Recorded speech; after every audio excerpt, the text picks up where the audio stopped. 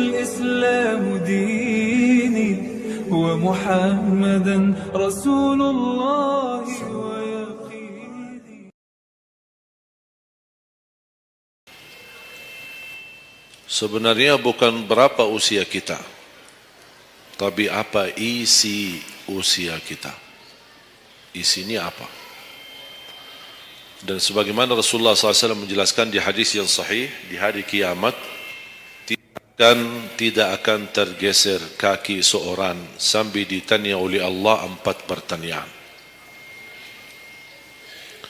Berarti kita akan menghadapi 7 pertanyaan. 3 di kuburan, menghadap munkar nakir, man rabbuka, ma dinuka, man nabiyuka. Yang tersisa 4 nanti di hari kiamat, sebelum dimulai hisab, sebelum tergeser kaki kita ke surga maupun ke neraka, ditanya oleh Allah Subhanahu wa taala 4 pertanyaan. Yang pertama, lan tazula qadama 'abdin yaumal qiyamah hatta yus'ala an 4. Tidak akan tergeser kaki seorang di hari kiamat sambil ditanya oleh Allah SWT 4 pertanyaan. Yang pertama, an umurihi fima afnah. Umurnya apa yang kamu lakukan. Allah tidak akan tanya berapa usiamu, tapi apa yang kamu isi dalam usiamu. 60, 70, 100 tahun, kurang, lebih. Allah tidak berdulikan berapa usia kita. Bahkan banyak para sahabat ketika ditanya usiamu berapa, dia menjawab usia saya 10 tahun. Padahal sudah tua. Sudah di atas 50, ada yang di atas 40. Tapi kenapa begitu ditanya soal umurnya dia menjawab 10 tahun? Ternyata mereka menghitungkan usia yang sebenarnya adalah usia yang terisi taat. Masa jahiliyah, sebelum datangnya Islam, mereka menganggap itu semua usianya sia-sia.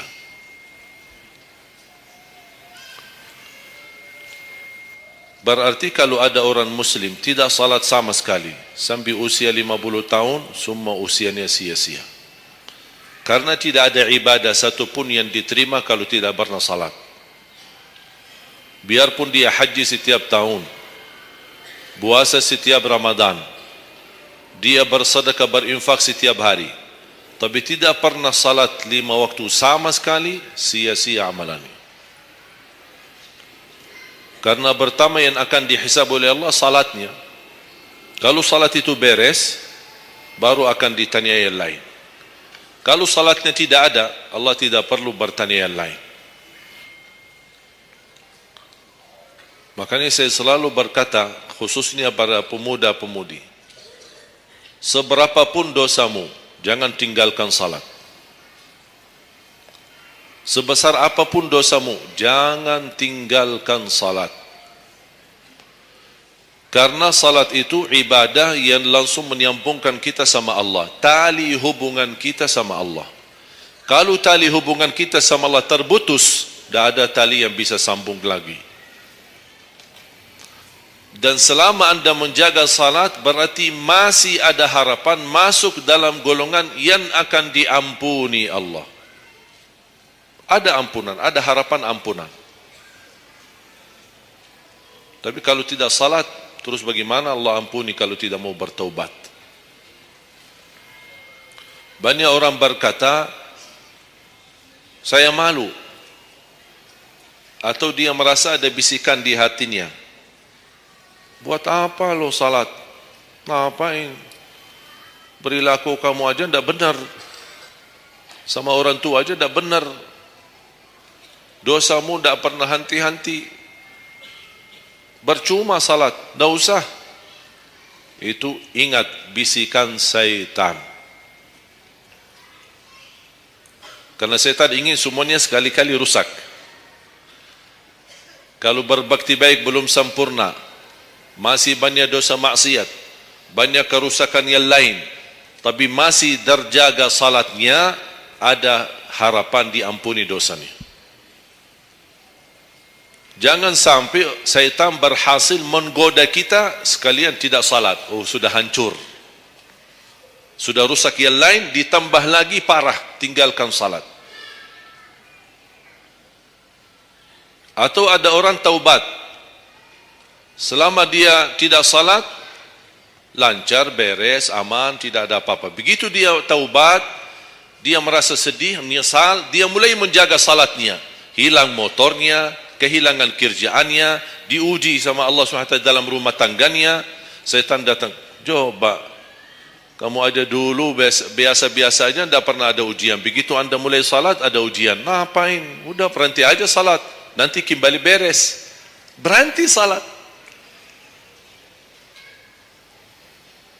Pas begitu dia keluar masih kehilangan motor. Ya Allah, gimana? Saya selama ini tidak pernah salat, tidak pernah hilang motor. Begitu saya mulai salat malah hilang motor saya.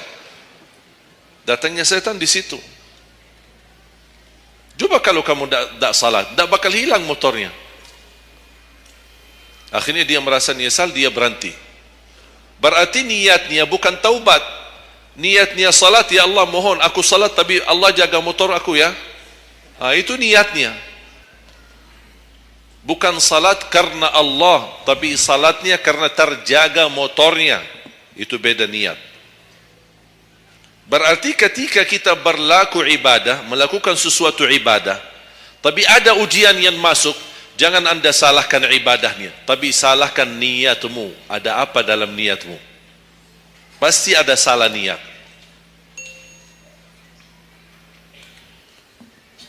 Dan itu inti daripada umur kita. Allah berikan 60 tahun. Kemarin saya hitungkan, kalau standar umur umatku kata Rasulullah kan 60 sampai 70. Itu kira-kira kurang lebih. Ada yang lebih tua, lebih panjang usianya, ada yang lebih muda. Tapi standar kata Rasulullah SAW, a'maru ummati baina 60 wa 70. Standar umur umatku antara 60 sampai 70. Ada yang melebihi dari itu, tapi sedikit sekali dibanding yang lebih muda. Saya kemarin hitungkan 60. Apa yang kita lakukan di dalam usia 60 tahun. Dari lahir sampai balik. Sampai tahun berapa? 15? Kita sepakat 15? 15 tahun. Berarti sebelum balik belum taklif. Sebelum balik belum taklif. Haji boleh tapi tidak wajib, karena syarat haji harus balik. Syaratnya harus balik, walaupun diperintahkan, dibiasakan untuk melaksanakan salat. Tapi anggaplah bedun taklif, belum ada taklif, belum ada kewajiban, berarti 15 tahun itu sia-sia. Dia potonglah dari 60. Berapa sisa? 45. Tidur sehari berapa jam? Hah? 8? Boleh kita sepakati angka 8? Ya, kita bicara standar. Katanya menurut kesehatan, tidur yang normal dan pas dan cukup adalah 8 jam. Anggaplah 8 jam tidur. Ada yang tidur 12 jam. Ada yang tidur bangun, salat tidur bangun, salat tidur bangun. Kalau hari libur, dia tidur, tidak capek tidurnya. Begitu bangun, ya Allah begal badan saya, tidur lagi.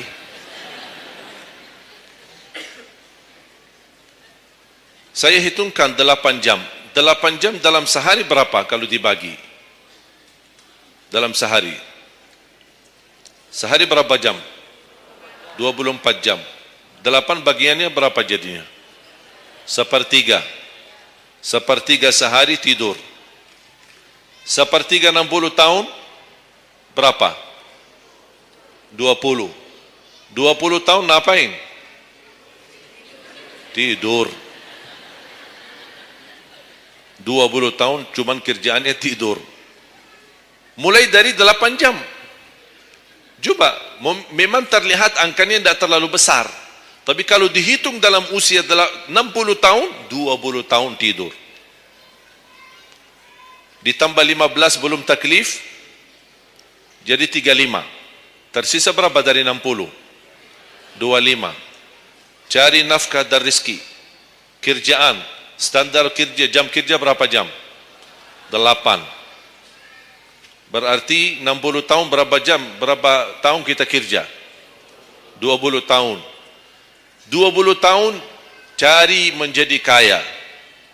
Tapi 20 tahun masih stres. Tak jadi kaya-kaya. Masih bermasalah. Ditambah habis 20 tahun pensiun, tambah hutang. Belum lagi hutang sana sini. Sekarang semua serba hutang. Dan yang aku heran, kenapa orang Indonesia suka berhutang?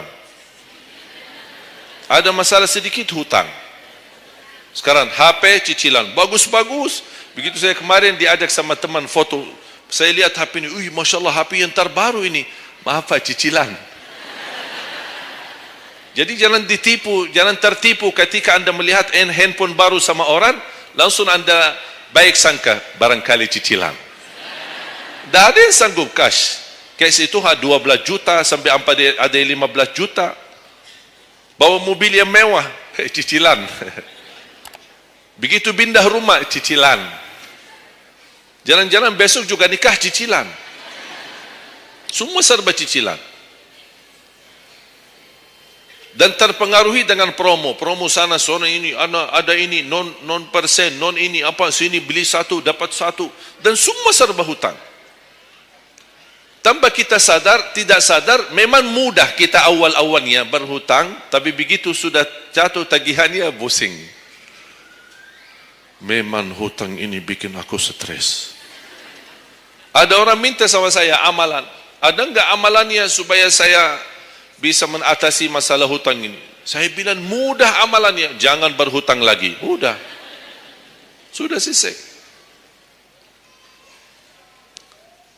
Hutang itu di dalam Islam dibolehkan kalau sudah benar-benar keadaannya darurat.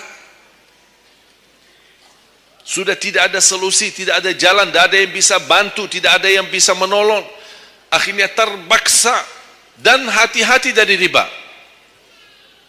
Jangan terpaksa nanti beralasan, ya Allah saya terpaksa menggunakan pinjaman bank tapi riba. Pinjam 100 juta kembalikan 120 juta. Dosa besar. Masih lebih ringan dosa zina sama ibu daripada terima uang riba. Nauzubillah min zalik.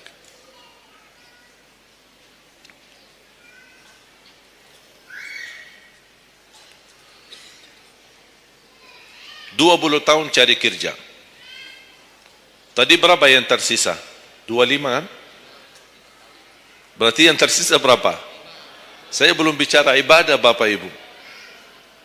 20 tahun tidur, 20 tahun cari dunia, 15 tahun masih belum taklif, tersisa 5 tahun. Saya hitung dalam 60 tahun, bagi orang yang rutin menjaga salat 5 waktu, tahu enggak hasil hitungan saya dapat berapa? Anda jaga salat selama 60 tahun, itu menghasilkan ibadah cuma 2 tahun 7 bulan.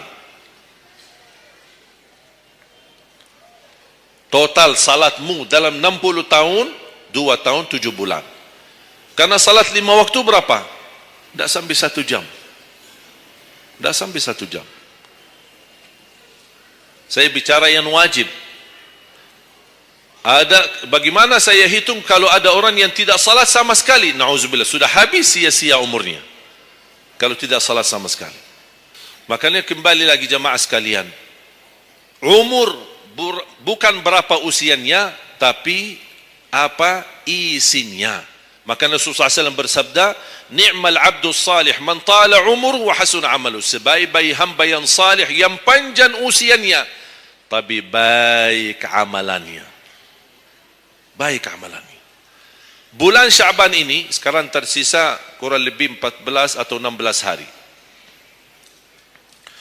Rasulullah SAW punya kebiasaan puasa Syaban full.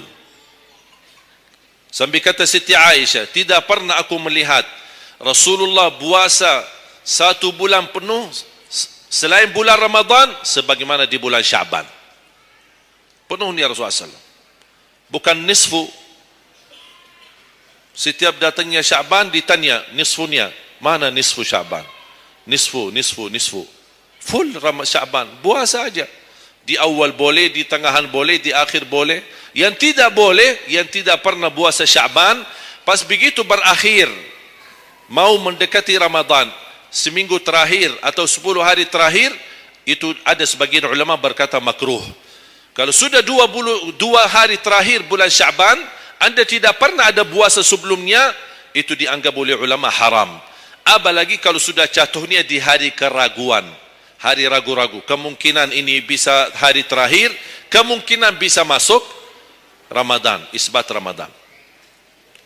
Termasuk ibu-ibu dan jamaah sekalian yang masih punya hutang, segera lunasi hutangnya. Jangan begitu sudah mendekat puasa, anda punya hutang 7 hari, tersisa bulan Ramadan 5 hari. Syekh, apa? Aku punya hutang 7 hari, sedangkan yang tersisa bulan Ramadan itu tinggal 5 hari lagi mau masuk Ramadan. Aduh, 1 tahun tidak pernah tanya. Begitu sudah mepet baru cari jawabannya. Itu karena hukuman nanti. Tetap diganti puasa yang dari tahun yang lalu. Tetap bayar hutangnya dan kena denda setiap hari kena fidyah. Jadi seandainya anda masih punya hutang dan masuk Ramadan, anda belum lunasi, tetap hutang itu terbawa nanti. Pas habis Ramadan, anda punya kewajiban bayar hutang. Tapi karena anda tunda, mundurkan sampai masuk Ramadan, anda punya kena denda. Ditambah lagi, bukan hanya bayar dengan puasa, ganti puasa, tapi ada lagi namanya fidyah. 1 hari 1 orang miskin. Diberikan kecukupan makanan. Makanya kembali lagi, yang punya hutang segera lunasi hutangnya. Allahu Rabbi wal Islam dini wa Muhammadan Rasulullah.